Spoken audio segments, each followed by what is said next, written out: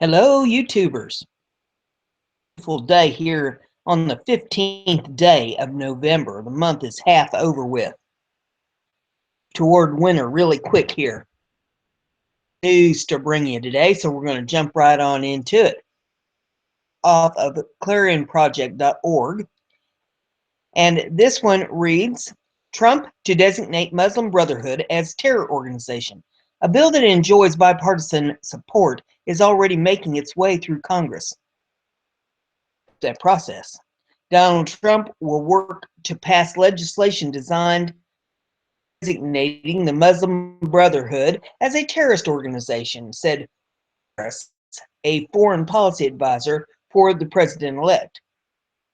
Egyptian news outlet Yoam 7, the legislation, which is already approved by the House Judiciary Committee earlier this year and referred to the Senate Foreign Relations Committee due to the Obama administration's support of the group. Spearheaded a campaign to educate legislators and move the bill forward over the past year. The bill currently has bipartisan support. In November of 2015, Senator Ted Cruz, Republican of Texas, introduced the bill, which has 3 brotherhood entities in the U.S., including the Council on American Islamic Relations, or CAIR, pretending that the brotherhoods are not responsible for terrorism they advocate and finance. What it really is. A key international organization dedicated to waging violent jihad. Washington Free Beacon at the time. The bill included an unprecedented opportunity to educate members of Congress about the Muslim Brotherhood's involvement in terrorism.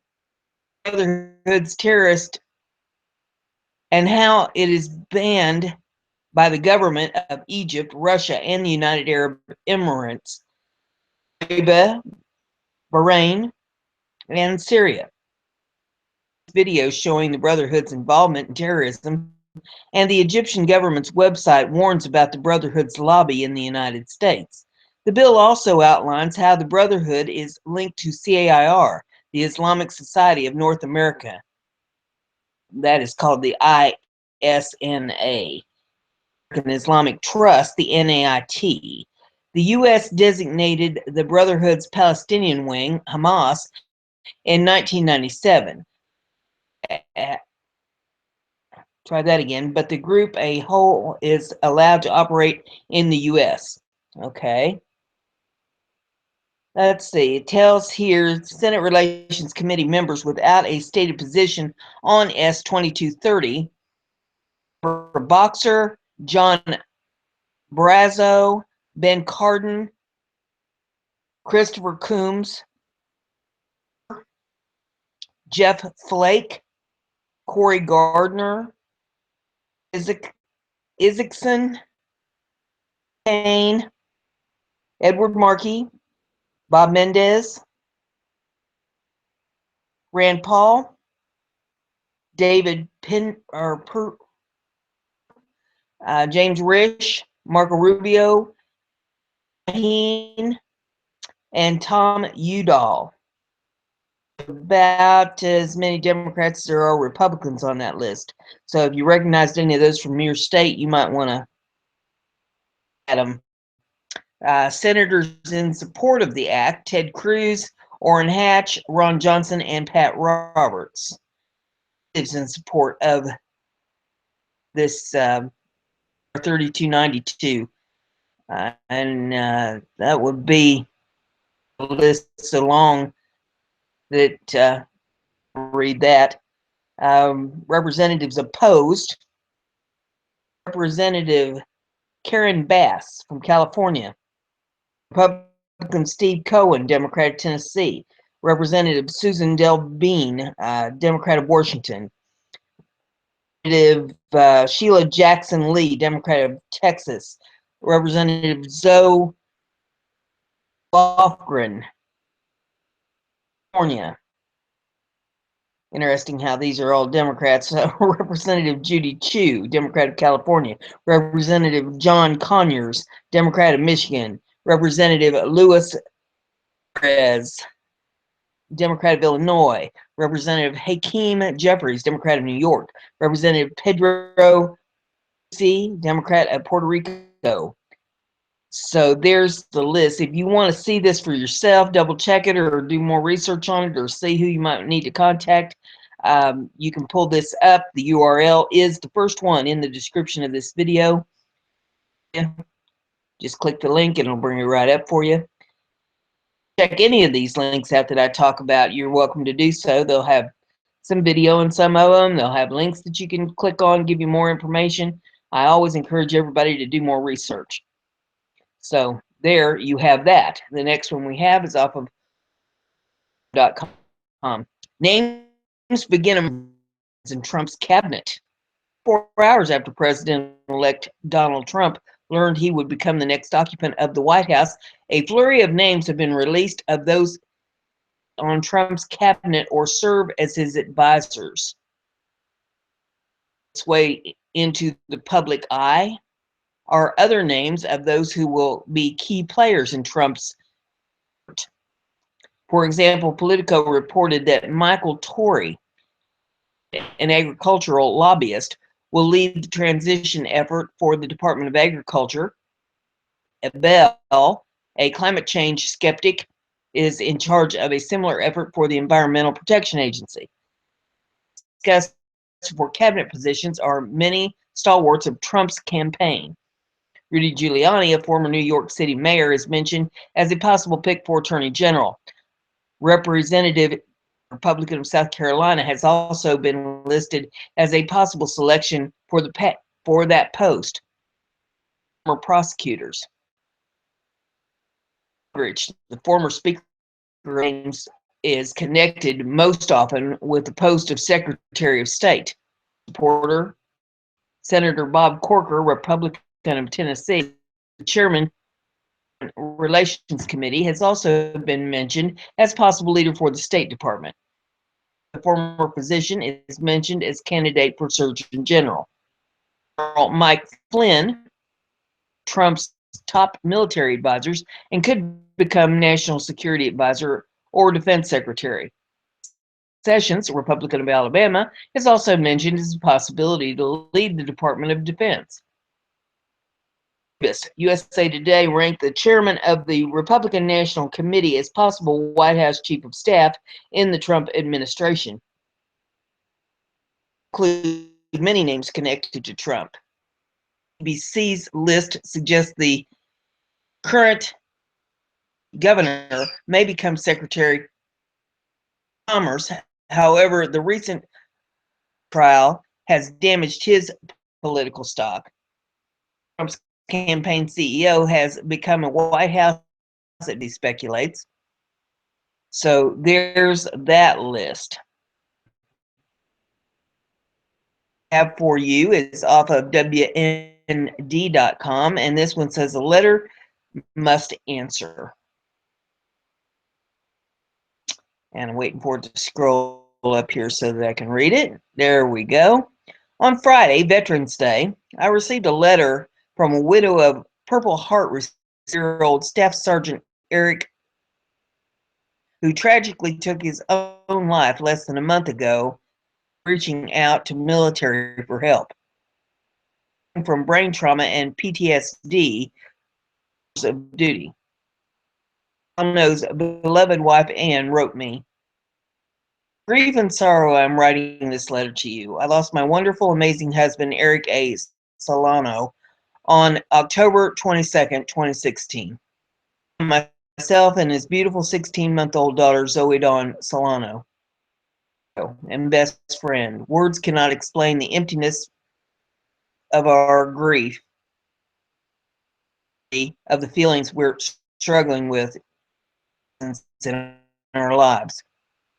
That Eric served 4 tours overseas. He was awarded his Purple Heart for his injuries sustained in battle.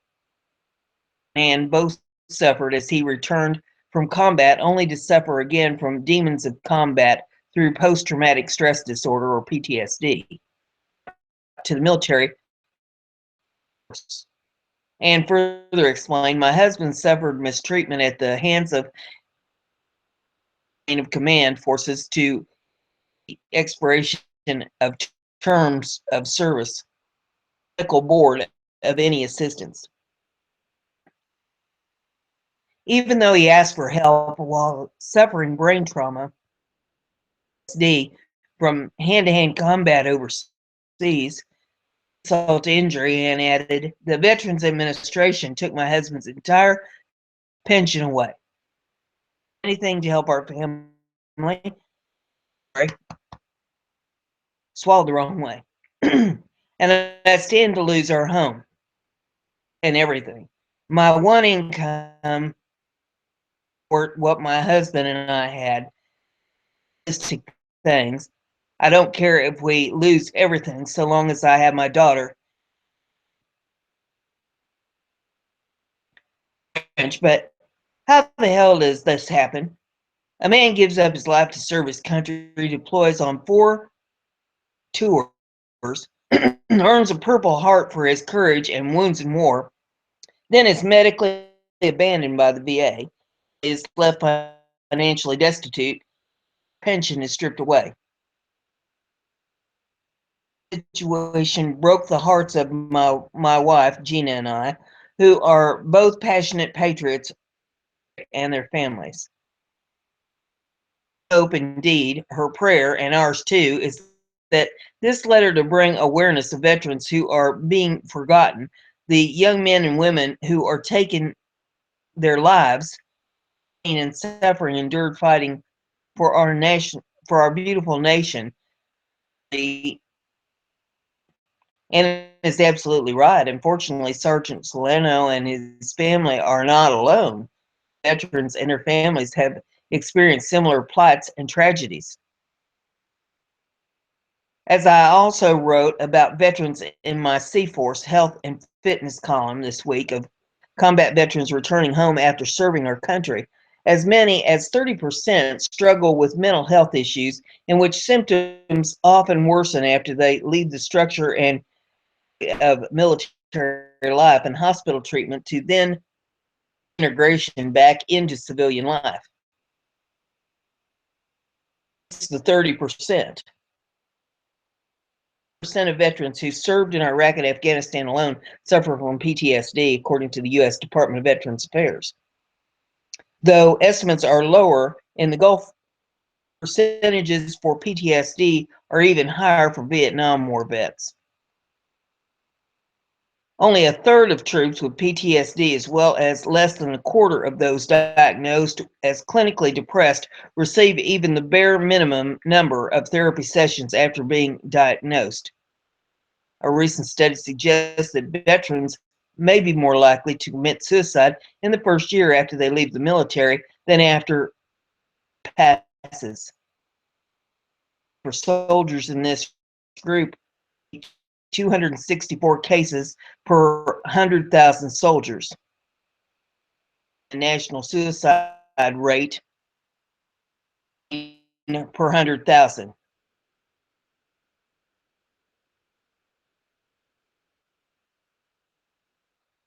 Play something, and I'm trying to shut it down. Cooperating. There we go. I think I got it under control now. At least one side that's going to do that per show, I think. It says, though veterans make up only 8.5% of the population, today they account for 18% of all suicides in the United States. Based upon the most recent data, 20 veterans per day from suicide. Reported in July, researchers found that the risk of suicides for veterans is 21% higher when compared to the civilian adults. From 2001 to 2014, suicide rate rose about 23.3%. The rate of suicide among veterans jumped more than 32%. Particularly worrisome among female veterans who saw their suicides more than 85% over that time, about 40% over civilian women. Of all veteran suicides in 2014 were for individuals 50 years or older, many of whom spent little or no time fighting in the most recent wars. The VA's debilitating caregiving system. Consider that Cam, of Belding, Michigan, old World War II veteran, heart recipient, had to wait 68 years without benefits because the VA told him he lost in a fire. At least that's how the VA explained its inability to give him the post-war care he deserved and fought for.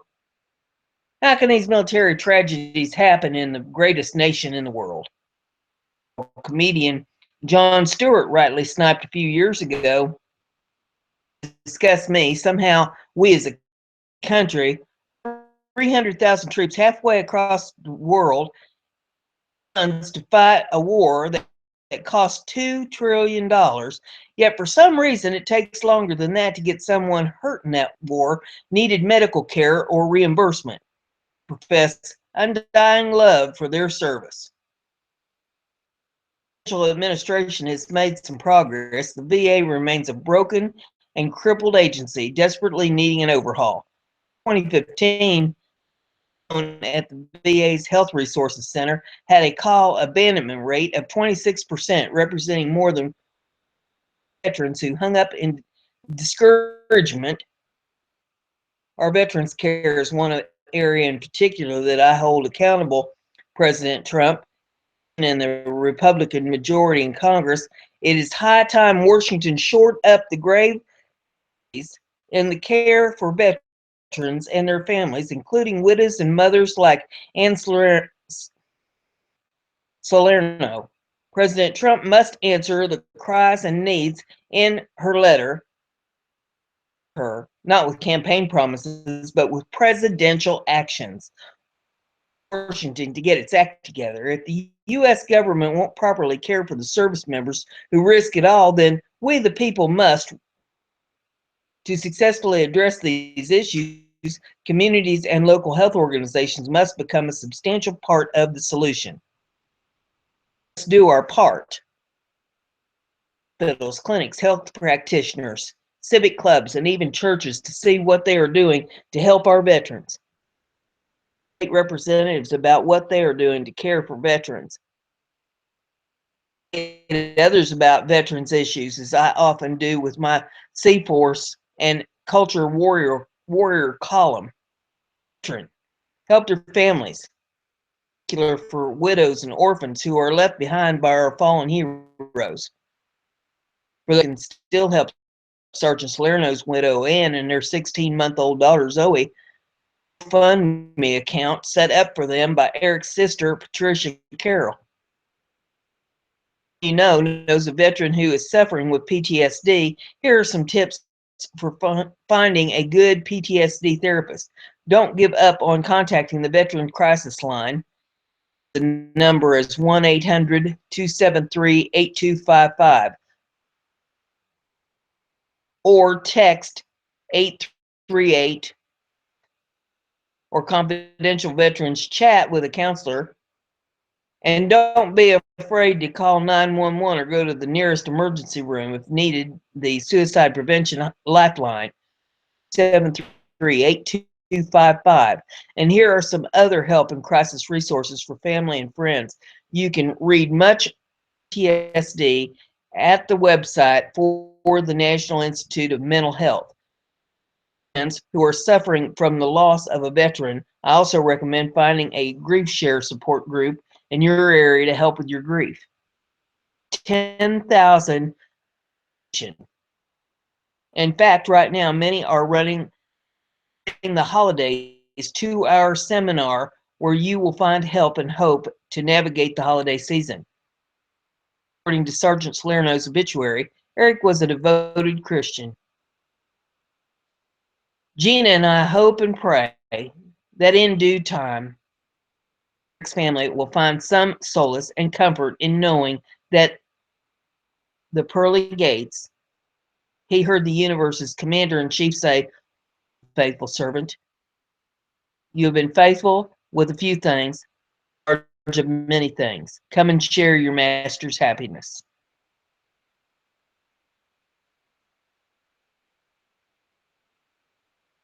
The next article I have for you is off of weeklystandard.com. says Hillary Clinton led a computer runner campaign. Clinton's crushing defeat last week. There have been a lot of stories about Clinton campaign hubris. Specifically, the Democrats seem to badly whiff on a lot of campaign fundamentals. Under FBI investigation, who has no real political skills, have a clear message and policy agenda. Know that there are more Democratic votes to be had in Michigan and Pennsylvania than Nebraska, and campaign accordingly, and maybe work on getting the vote operations that don't remind large percentages of Trump voters to go to the polls. But losing a political novice with 61% disapproval rating is no simple feat. Normal people can lose an election, but it turns out it took a room full of computer science PhDs and statisticians to screw things up this badly. Clinton's campaign, she's known as Ada.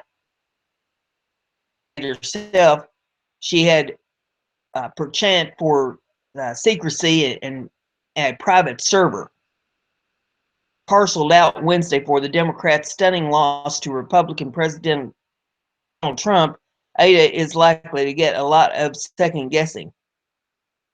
Computer algorithm that the campaign was prepared to publicly unveil after the election as its guiding hand, named for a female 19th century mathematician, Ada, Countess of Lovelace. The algorithm was said to play a role in virtually every strategic decision Clinton's aides made, including where and when to deploy the candidate and her battalion of surrogates, and where to air television ads, as well as to stay dark.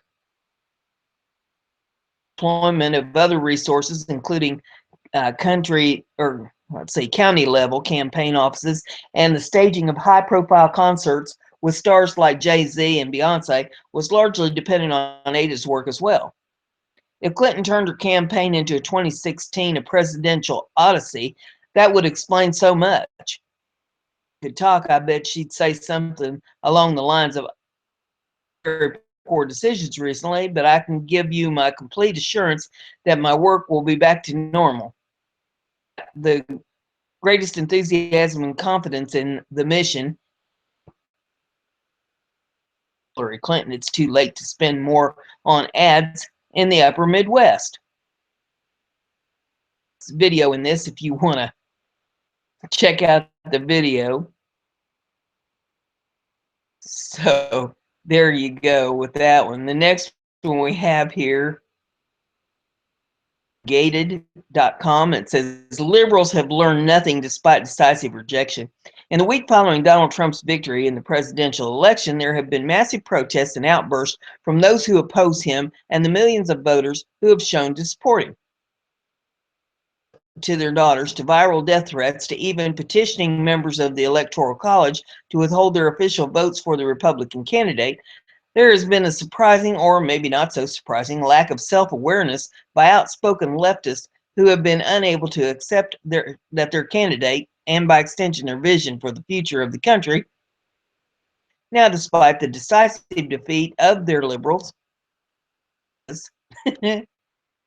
well, I was right the first time. Liberals across the country have not come to terms with the fact that they have been rejected by a majority of Americans. However, that hasn't stopped them from believing that they're still and vocalizing that belief strongly.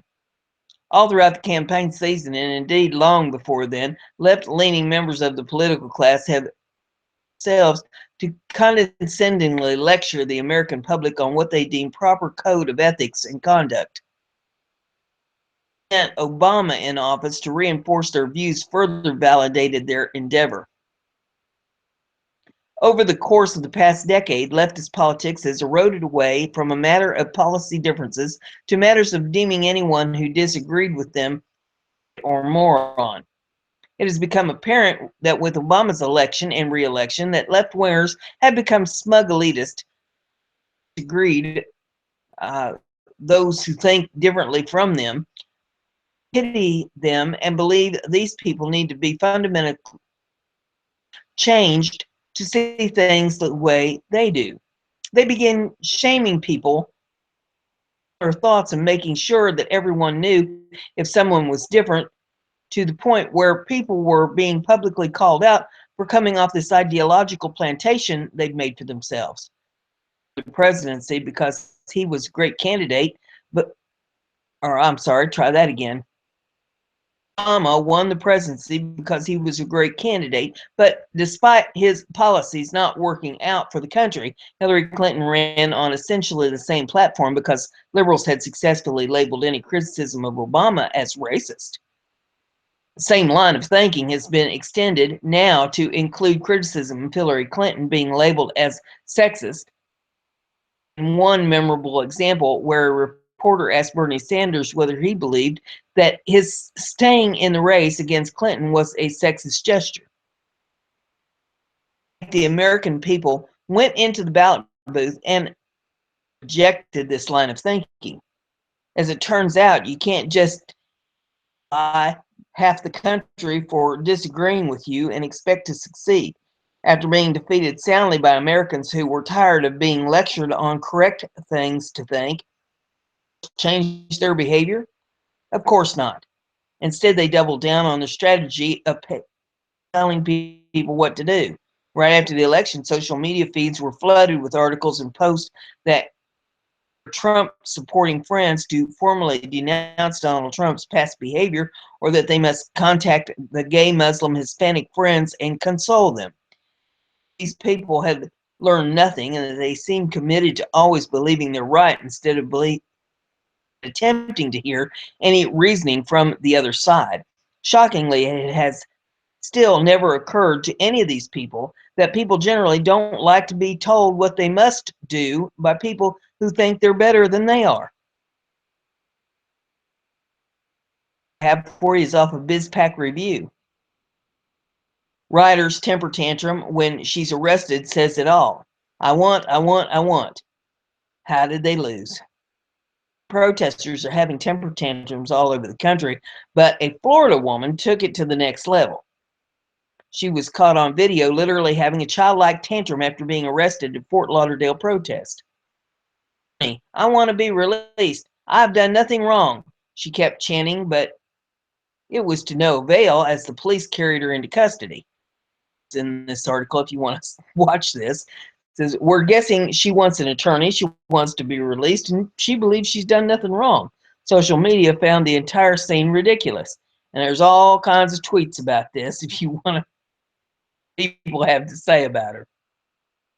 The next one that we have is off of BizPack Review. I can't make a step up. I mean, this is you'll ever see on a television set. CEO with ties to CIA publicly threatens to assassinate Trump with a sniper rifle. Bring it, Secret Service. This is one special kind of stupid fella. Donald Trump is going to keep the Secret Service very busy during his historic presidency, thanks to liberal nutcases. Received countless death threats from anonymous morons online, is now on the receiving end of assassination threats from CEO CIA. Matt Harrigan, the CEO of Packet Sled, threatened to kill Donald Trump with a sniper rifle in a series of deranged Facebook comments captured on Reddit. These comments that he's made here, if you want to pull it up and actually see what he typed. It says, I'm going to kill the president-elect, Harrigan wrote. Bring it. Harrigan continued, and here's the quote, getting a sniper rifle and perching myself where it counts. Find a bedroom in the White House that suits you, mother effer, I'll find you. Later, Harrigan apologized for his assassination threat on Facebook, saying it was all a joke. My recent Facebook comment was intended to be a joke in the context of a larger conversation and only privately shared as such. I apologize if anything I said was either taken seriously or caused any legitimate concern. Harrigan's company didn't find the joke funny and placed him on administrative leave. In a statement, Packet Sled wrote, Packet Sled takes recent comments made by our CEO seriously.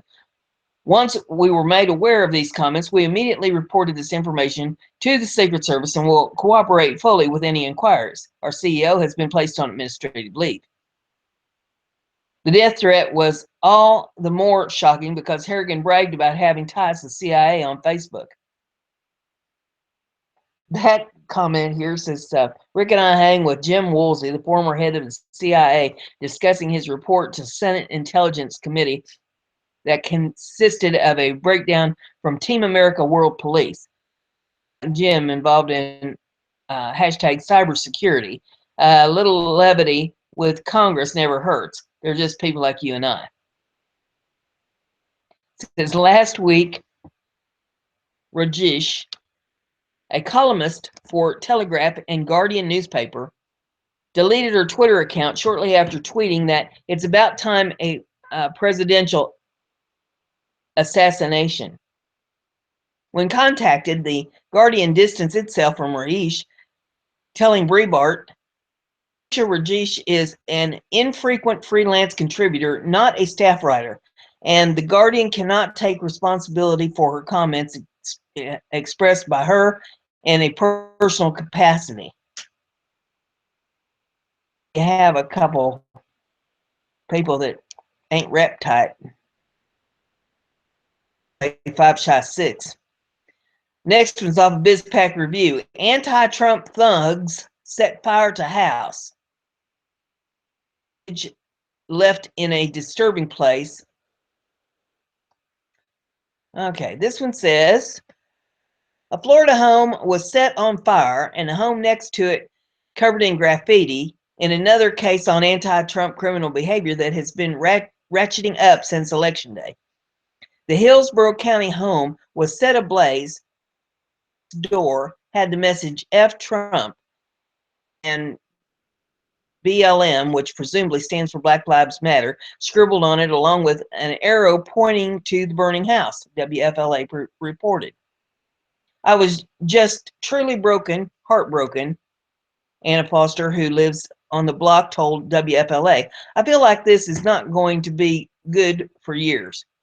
We're going to have to try this again. We're going to have a civil war if this keeps on. Just nonsense.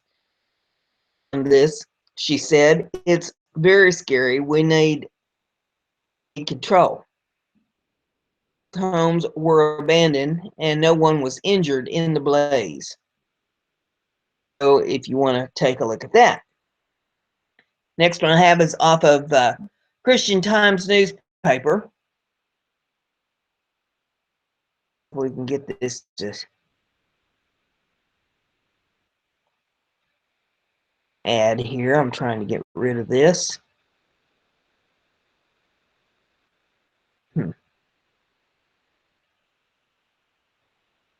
Protesters beat homeless veteran to death in Philadelphia. And this is not breaking anymore. This is about 3 days old here, but still I wanted to bring it to your attention because they're not going to play stuff like this on mainstream. It says protests against President-elect Donald Trump turned violent in a Philadelphia neighborhood Friday night, and it left one homeless veteran fighting for his life on the night when the nation was celebrating his service on surveillance video. Mark Rolfe, age 51, passed away early Saturday morning from injuries sustained when he was attacked by a group of protesters outside a Sunoco gas station in the neighborhood of North Philadelphia. Rolfe was a veteran of the United States Army, serving one tour in the First Gulf War and one tour in Afghanistan. Witness reports Rolfe was attacked by a group of young adults who were out protesting the election of Donald Trump. Who have not been identified were attempting to set fire to an American flag when Rolfe yelled at them to stop. Responded by attacking the homeless veteran with a hammer, a piece of wood, and the surveillance video is in this URL if you want to take a look at this. It says Rolfe was taken to a nearby hospital where he was pronounced dead Saturday morning. Protests are scheduled to take place for a fourth night across the nation on Saturday, but Friday's attack certainly paints them in a different light. The country are calling for protest organizers to denounce this attack. Is that? The next one we have is off the USChronicle.com. It says Berkeley student block bridge and allow through and block white and Asian students. University of California, Berkeley protesters. Dr. Martin Luther King would be extremely ashamed of you. To think he spent all that time and effort fighting for equality only to have you and your congregation of idiots block off a bridge, allowing only people of color to pass. Elderly white people through. What part of equality do you not understand? It would be surprising that you behave this way considering the education you receive at Berkeley. The real world is well aware of the liberal indoctrination services provided by our public universities. We understand that the color science, mathematics, and replaced by studies in white privilege, queer theory. I know this from experience, regrettably. I do find it funny and ironic that some of the nutty professors that fill your heads with this liberal mush, individuals being kept from crossing the bridge, that maybe they've let this progressive thing get a little out of control. The severity of your protest, come to find out it was in response to your safe space being relocated to an area you didn't approve of. First off, what does the moving of your safe space have to do with violently preventing whites and Asians, by the way, from crossing a bridge? Why the hell do you need a safe space to begin with? It gives an excellent definition of your safe space. Students can go if they have been subjected to ideas that differ from the progressive narrative. These safe spaces have pillows, soothing music, and an understanding, sympathetic staff. It allows them to recover from the trauma, free from any lasting damage resulting from exposure to ideas that conflict with the leftist professors. Protesters, stop being concerned about crap like safe spaces. Be kind to everyone, no matter their race, and take some actually get you a job one day.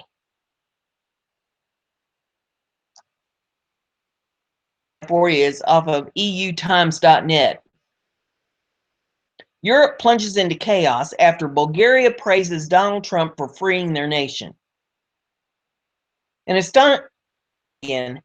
astounding Ministry of Foreign Affairs MOFA report circulating in the Kremlin today says that President-elect Donald Trump has freed yet another nation from the satanic, tyrannical grip of Western globalists after European Union member Republic of Bulgaria voted yesterday to elect Major General Dev as their next president, and who, upon his catastrophic defeat of forces loyal to Prime Minister Boko, who immediately resigned, praised President-elect Trump for seeking more dialogue with President Putin. This report, Bulgaria is one of the 28 member states of the European Union whose citizens, like those of the United States and Britain, their presidential election yesterday against the corruption, immigration, and poverty these Western globalists force upon every nation they take.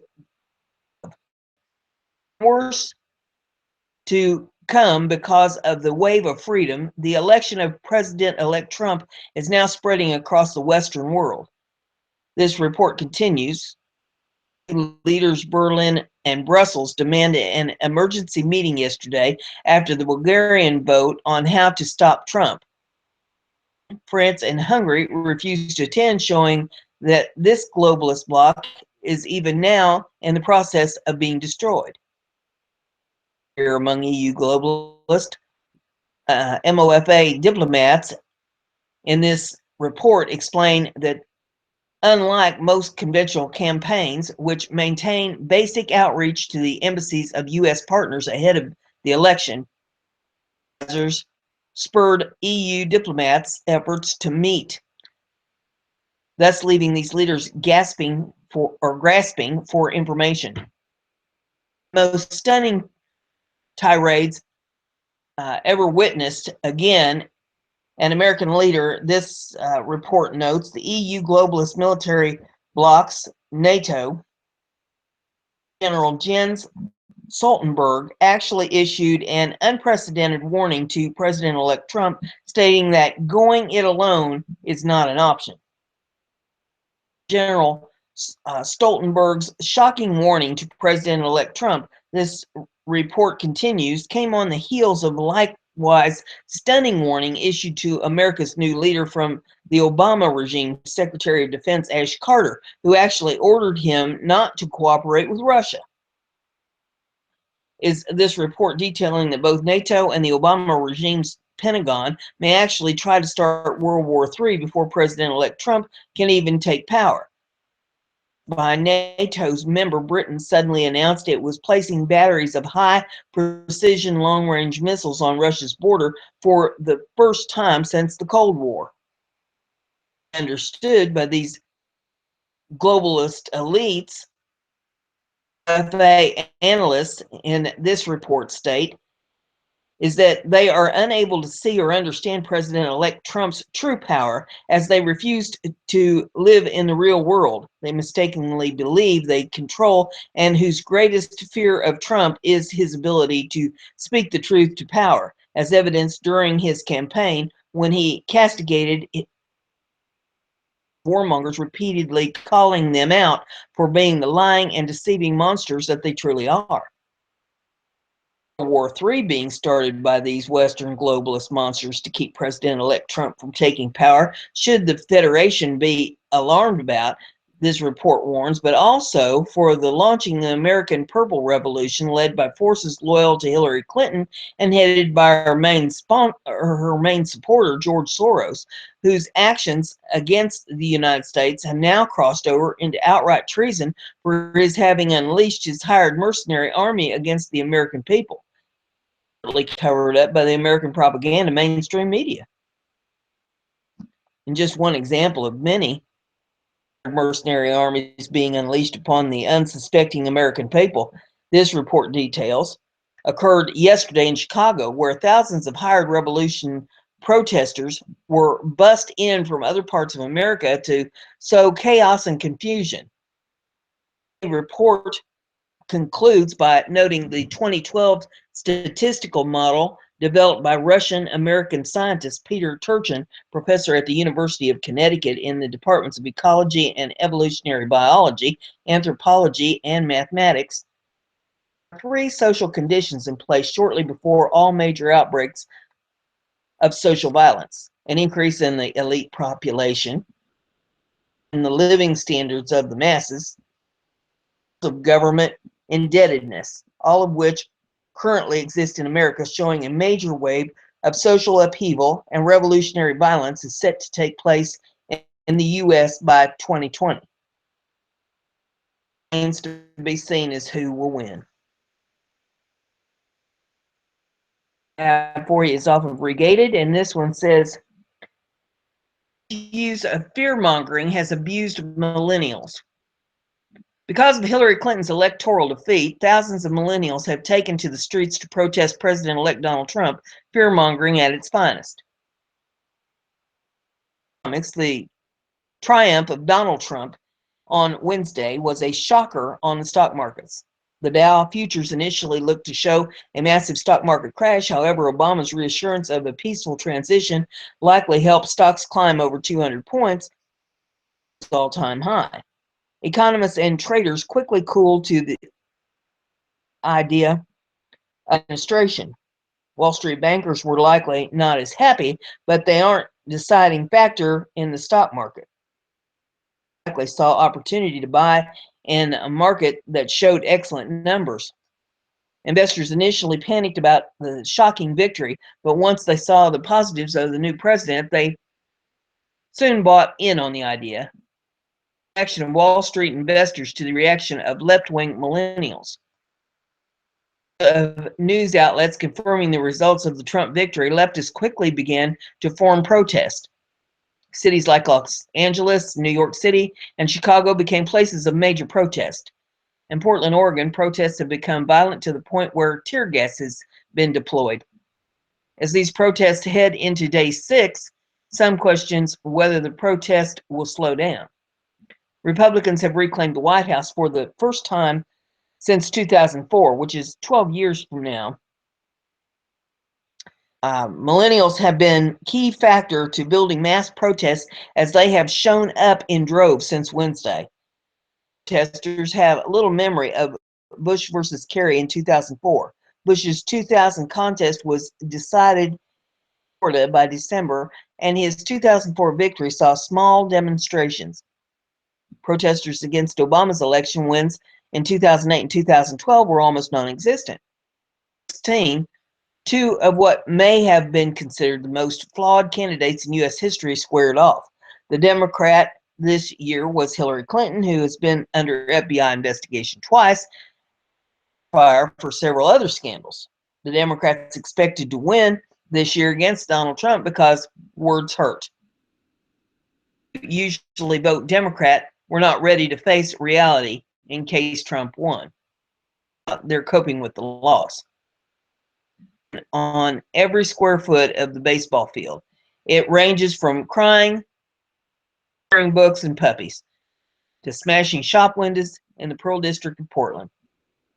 What we have learned from this is not that our generation is weak, but that we have been coddled by weak politicians who are all talk and no action. Donald Trump won because of this reason. Have used millennials as voters, but it's not the hardest thing to do. As long as you sound good, you'll draw voters. Sounding good doesn't always stick to votes, but it's usually a reliable tactic. As long as you give voters feel-good message and ignore the reality around you, the biggest enemy becomes the opposition, which in this case would be Republicans. Social justice platform policy, which serves to base of radicals that have no real goal, catered by Democrats for the past 5 years, and if the party they trust does not shift far left, they'll have a taste of their own medicine sooner than later. We have is off of libertyridersnews.com and says, can't trust Obama. Look at sick thing he just did to stab Trump in the back. Obama is preparing to stab Trump in the back. He's using all his remaining time to push the TPP through Congress, according to U.S. Ambassador to Canada. It says, look at Obama now. Look, doing work. It says, where was your ass when there was stuff to do? Here's Obama's normal work day. And there's a video here of Obama out playing golf. Has now spent more time golfing than any other president in history, and now that is about to lose his presidency. He's working to pass a bill that will destroy America. Donald Trump both oppose the TPP, and it would make % of the world's economy.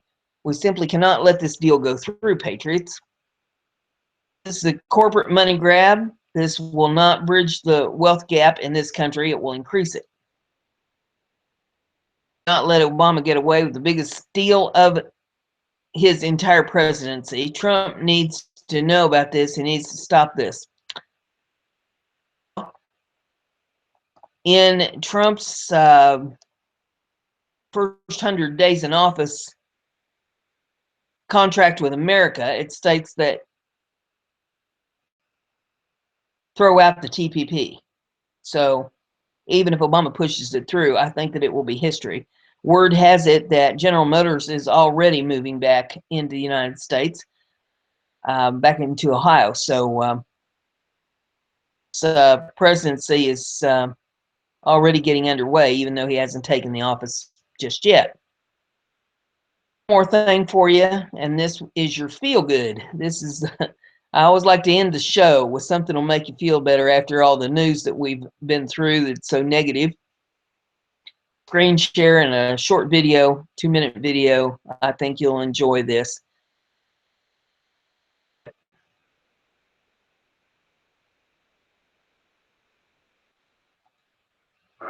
Meal at 5, a 9-year-old Clarksville boy is spending his summer at the Montgomery County Jail, but he's not there for bad behavior. No, he's there to give back, and his gift is books for the inmates. Brett Ramadna was there when he dropped off a cart full, and he has more. Books. 9-year-old Tyler Fugit pushes his way up a hill in Clarksville.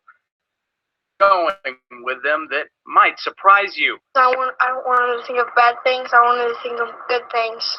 You see, he's taking those books to the Montgomery County Jail, sir, for the inmates. A lot of them are inspirational. I've read a few of them and looked through them to make sure that there's nothing, we don't bring any violent books out here. They're all like to better yourselves, or they're just pure fiction, like just to get them out of their reality for a little bit. It all started about a month ago when he decided to save up his own money and buy the books to give away to others. He's donated hundreds. I spend my allowance on these books. So what does the Montgomery County Sheriff think about all this? I just appreciate what you're doing. For this 9-year-old here that lives in Montgomery County to take it upon his own to spend his allowance to purchase books for such a good cause is awesome. But why would a 9-year-old boy who's out of school for the summer give back? And especially to people who have committed crimes. Because my stepfather was in and out of jail, so I want people to think of good things, not bad things. And as for Mom, she's pretty proud. Like he says, if he can just change one person, so when they come out and they do the good, right things they're supposed to be doing, then he's done his job. In Clarksville, Brent Ramadna. Now, the Montgomery County Jail says they do welcome donated books, but they have to be paperback. And as for Tyler's future plans, well, one day he hopes to become a veterinarian. They have that. I thought you'd enjoy that video about a little boy who takes it upon himself to do something nice for people. To be more of that go on. I encourage everybody to go out today and see if you can't do something nice for somebody.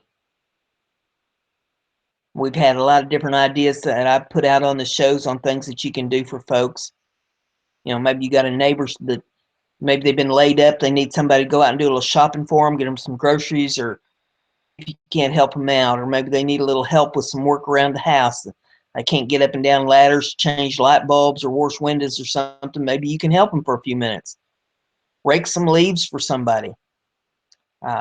Volunteer your services at the hospital, or take some books to the jail like this little boy did. There's folks that send their kids to school, don't have money to give them for lunches. Go down to school and see if they got a little fund there where you can put a little bit of money to help fund lunches for kids that can't afford to be there at school. There's millions of different ways that you can do something nice for somebody. And something else I was thinking of is people. There's a lot of people that could use a lesson in how to be friends with somebody. Constantly reminded in different aspects that I see, that I witness, that maybe even I've been through some of them, where people they don't know how to be good to each other. And I tell you what, you can only kick somebody so many times before they say enough. They'll try to be friends with you, and if you're mistreating them, being selfish and hateful and showing bad behavior, just so much of that before they say, okay, I can't take this anymore from it. You need to learn how to be friends with folks and be nice to each other. It's a two-way street. So be friends with your friends today. If you have had a spat with somebody, be big enough to own up to it and say, hey, I'm sorry, I realized that I was wrong. Life's short. Don't turn around and say, oh, gee, my life's about over here and I don't have much to show for it. If you do. And I encourage everybody, if you have a beautiful day where you're at, go out there and kick off your shoes for a minute. Stick your feet down in the grass. Soak up some earth energy. The earth is very energetic right now with this full moon going on. Energy, balance yourself. Take a deep breath of fresh air and be glad you woke up above ground. There's people that didn't. We'll see you later. Bye.